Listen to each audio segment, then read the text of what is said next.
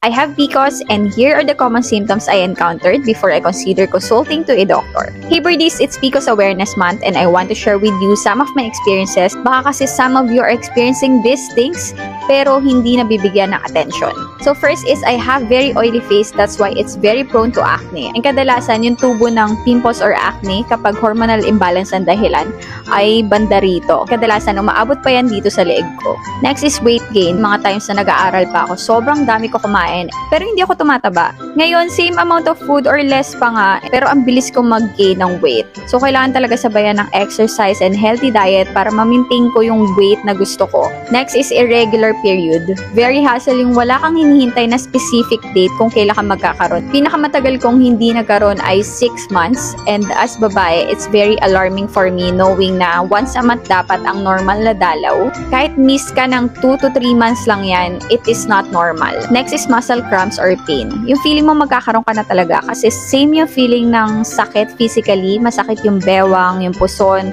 yung lower back. May times na mapapasuot ka na talaga ng pad sa pag-aakalang magkakaroon ka na talaga. If I'm unsure kung parating na ba talaga yung dalaw ko, this is what I wear. Charmy Breathable Panty Liner. Maliit lang siya, very good for everyday use. Actually, ang bango rin niya kasi it has deodorizing green tea scent para ma-neutralize na yung mga amoy na hindi natin gusto. Last is heavy flows. There are times na mayat-maya talaga yung palit ko just to avoid stain. Kaya sa times na sobrang lakas o yung tipong bumubulwak na, this is what I use. Charmy Menstrual Pants. If you are not familiar with this, papakita ko sa inyo. Kasi late ko na rin siya na-discover. And as you can see, hindi ka matatakot magka-stain kasi full coverage talaga siya. Pansin ko dito, super absorbent niya kaya dry pa rin yung feeling kahit struggling ka sa heavy flows. It also has sizes na indicated here. Mine is medium and good for 24 to 35 waistline na siya since stretchable naman siya.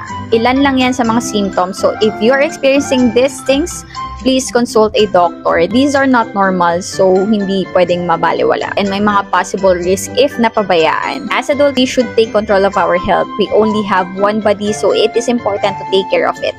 Let's do the PCOS check with Charmy.